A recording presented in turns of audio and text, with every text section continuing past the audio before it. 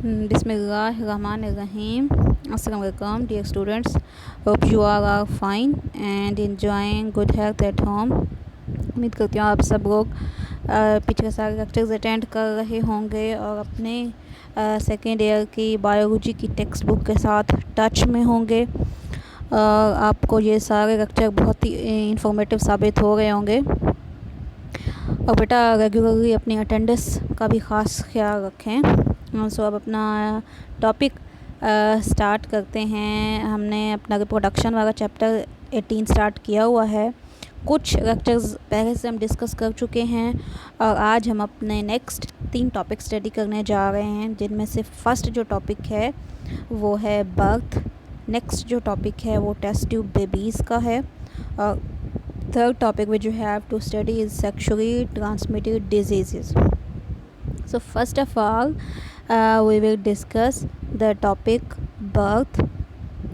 So here is the definition of birth: and the emergence of baby from the body of its mother called as birth. Next here is the term gestation period. Gestation period can be defined as fetal development period from the time of conception until birth. So ये जो time होता है जिसमें एक foetus या baby अपनी mother की body में होता है और उसकी डेवलपमेंट हो रही होती है, उसके ऑर्गन्स बन रहे होते हैं, उसकी नरिशमेंट हो रही होती है, उस पीरियड को हम गेस्टेशन पीरियड कहते हैं। और ये जो गेस्टेशन पीरियड का टाइम होता है ये डिफरेंट एनिमल्स में डिफरेंट होता है। ह्यूमन फीमेल में इसका टाइम अबाउट 280 डेज़ होता है या 9 मंथ्स होता है।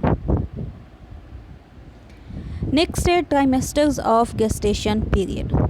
अब ये जो टोटल गेस्टेशन पीरियड है या 9 मंथ्स हमने कहा, इसको डिफरेंट फेजेस में डिवाइड किया जाता है। जो ये जो 3 फेजेस हैं इनको हम ट्राइमेस्टर्स कहते हैं, यानी कि 3 मंथ का पीरियड जो है वो एक ट्राइमेस्टर है, फिर नेक्स्ट 3 मंथ का दूसरा है और नेक्स्ट 3 मंथ का तीसरा है। और हर ट्राइमेस्टर की अपनी जगह अहमियत है। फर्स्ट ट्राइमेस्टर जो है it started from first week to 12th week and it is very crucial phase for embryonic development, क्योंकि ये बिल्कुल स्टार्टिंग फेज़ है तो ये बहुत ही ज़्यादा इम्पॉर्टेंट है। इसमें फर्टिलाइजेशन भी होती है और उसके बाद फर्टिलाइजेशन होने के बाद जो इनिशियल डेवलपमेंट है फीटस की वो इस पीरियड में हो रही होती है। बट इस पीरियड में इस फर्स्ट ट्राइमेस्टर के पीरियड में हम उस बेबी को एम्ब्रियो कहते हैं। अभी हम उसे फीटस नहीं कहेंगे, अभी हम उसे एम्ब्रियो कहेंगे। नेक्स्ट जो है second trimester. This trimester is started from week 13 to the end of week 26. Most of the organs are formed by the 12th week of pregnancy. So second trimester को हम phase of organogenesis भी कहते हैं because most of the organs are formed in this phase. So this is a very important phase second trimester. अब ये जो second trimester में जैसे ही स्टार्ट होता है, यानी कि 12th वीक ऑफ प्रेगनेंसी जैसे स्टार्ट होता है, अब हम उस एम्ब्रियो को जो है फीटस कहेंगे। अब वो बेबी फीटस कहलाएगा। नेक्स्ट जो है वो है third trimester. This trimester is started from week 27 to the end of pregnancy. This trimester is also referred as growth phase. अब जो ऑर्गन्स बन गए थे सेकेंड ट्राइमेस्टर में, उनकी गर्थ में इजाफ़ा होगा, उनकी लेंथ में इजाफ़ा होगा इस ट्राइमेस्टर में। इसी वजह से हम इस ट्राइमेस्टर को ग्रोथ फेज़ भी कहते हैं। नेक्स्ट जो हैं वो हमारे पास है हार्मोन्स फॉर प्रेगनेंसी मेंटेनेंस, यानी कि प्रेगनेंसी को मेंटेन करने के लिए कौन कौन से हार्मोन्स की अहमियत है और इन हार्मोन्स की कमी और बेशी होने की वजह से प्रेगनेंसी के ऊपर क्या अफेक्ट होता है वो हमने देखने हैं।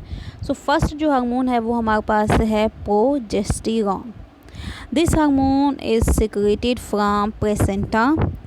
Any disturbance in this hormone may lead to miscarriage or premature birth. तो ये हार्मोन बहुत ज़्यादा इम्पॉर्टेंट है थ्रू आउट द 9 मंथ्स, क्योंकि ये बेबी की पोजीशन को बॉडी ऑफ मदर में मेंटेन करता है और इसमें कमी की वजह से बहुत ज़्यादा इफ़ेक्ट हो सकता है, मिसकैरेज हो सकते हैं, अबॉर्शंस हो सकते हैं। नेक्स्ट जो 2 हार्मोन्स हैं वो हैं LTH and lactogen. LTH is the lactotrophic hormone. ये हार्मोन है बेटा पिट्यूटरी ग्लैंड का, और ये एक इंड्यूसिंग फैक्टर है कि इंड्यूसिंग हार्मोन है रेक्टोजिन के लिए।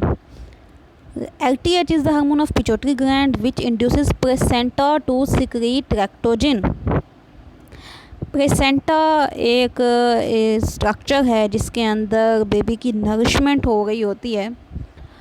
Both of them prepare mammary glands for lactation. और हम बोथ का मतलब बोथ हार्मोन है, यानी कि LTH भी रेक्टोजिन, ये दोनों हार्मोन जो हैं ये मेमरी ग्लैंड्स को प्रिपेयर करते हैं मिल्क इजेक्शन के लिए, जिससे हम क्या कहते हैं, जिसे हम लैक्टेशन कहते हैं।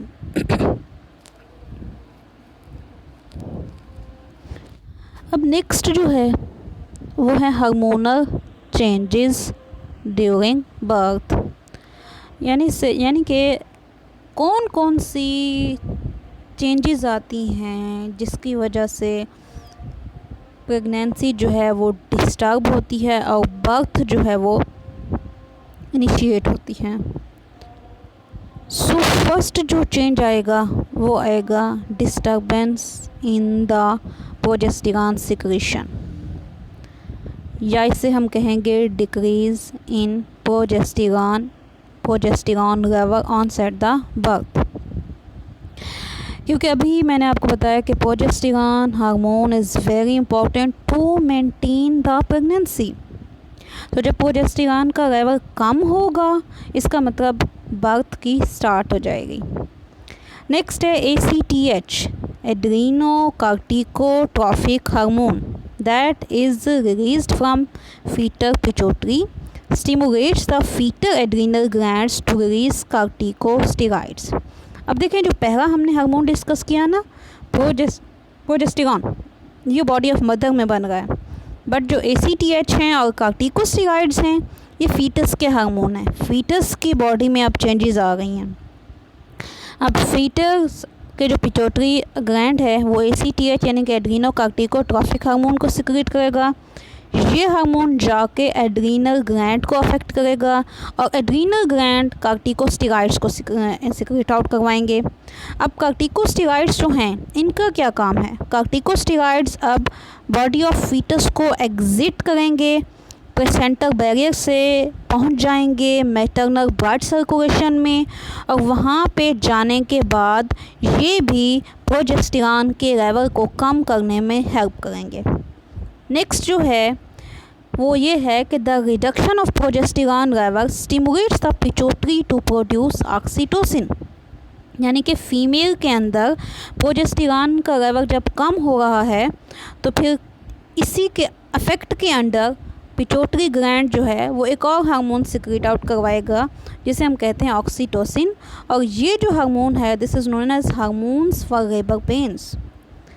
Labour pain induces by the, अब लेबर पेन क्यों इंड्यूस हो रहे हैं, क्योंकि अब जो फीमेल बॉडी है वो आ गई है under the pressure of progesterone decrease level, so that's why labour pain will induces.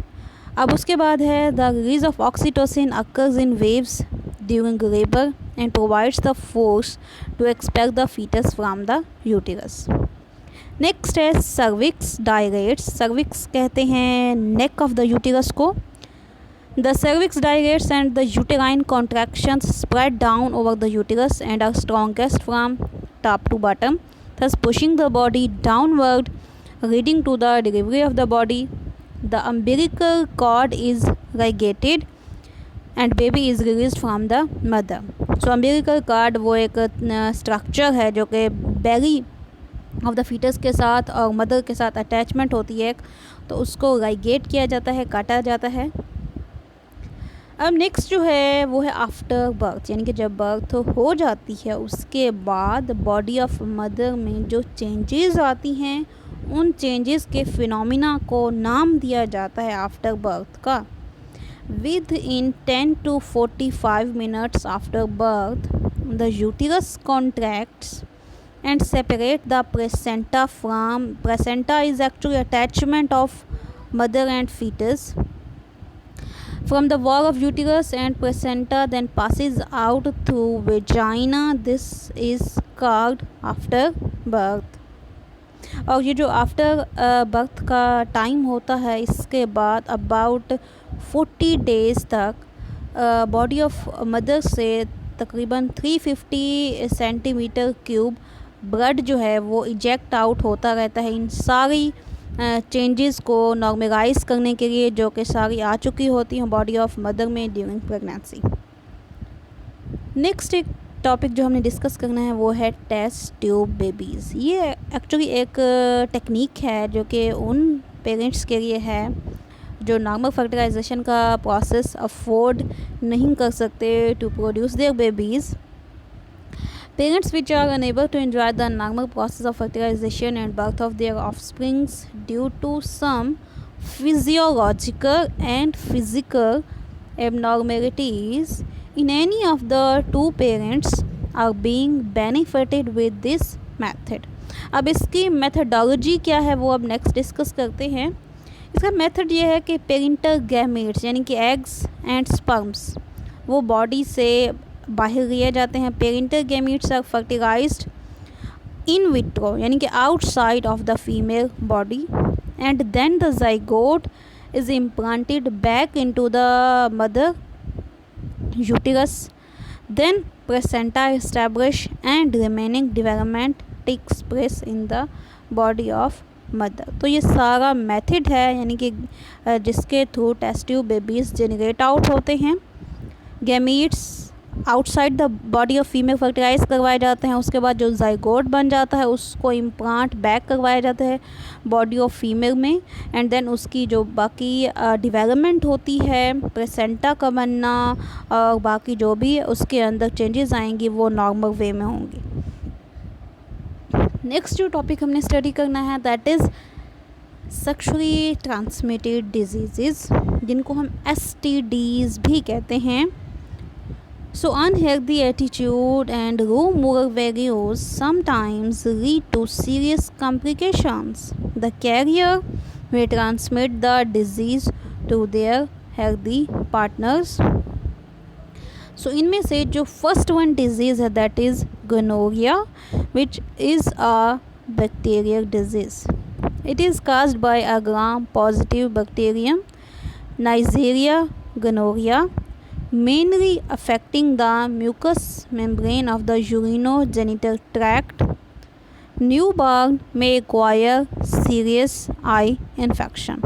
So ये एक बैक्टीरियल डिजीज़ है जो कि gram positive bacteria Neisseria gonorrhoea की वजह से होती है। और इसमें होता क्या है कि यूरिनोजेनिटल ट्रैक्ट जो होता है उस पेरेंट का वो अफेक्ट होता है, जो उस पेरेंट के अंदर जो बेबी बनेगा न्यूबॉर्न उनमें क्या होगा, उसमें ये आई इन्फेक्शन के चांसेस हैं। नेक्स्ट एक और बैक्टीरियल डिजीज़ है साइफिलिस, जो कि स्पाइरोशीट बैक्टीरिया की वजह से होती है, जिसका नाम है Treponema pallidum. And in this disease क्या अफेक्ट हो सकते हैं न्यूबॉर्न्स पे। So it damages the reproductive organs, eyes, bones, joints, central nervous system, heart and skin. Sexual contact is the major source of its dissemination. Dissemination कहते हैं spread को। Next जो disease है वो एक वायरल डिजीज़ है that is genital herpes. It is caused by a herpes simplex type 2 virus, most frequently transmitted by sexual contact, causing infection of the genitalia. It produces genital soreness and ulcers in the infected areas. There is another disease, AIDS, which is very common in our not in our society but in foreign countries due to their unethical setup and low moral values. but this disease is not so much common in Islamic values due to high moral values. This disease should be only controlled by educating the people. And so thank you so much. This is the lecture which we have studied.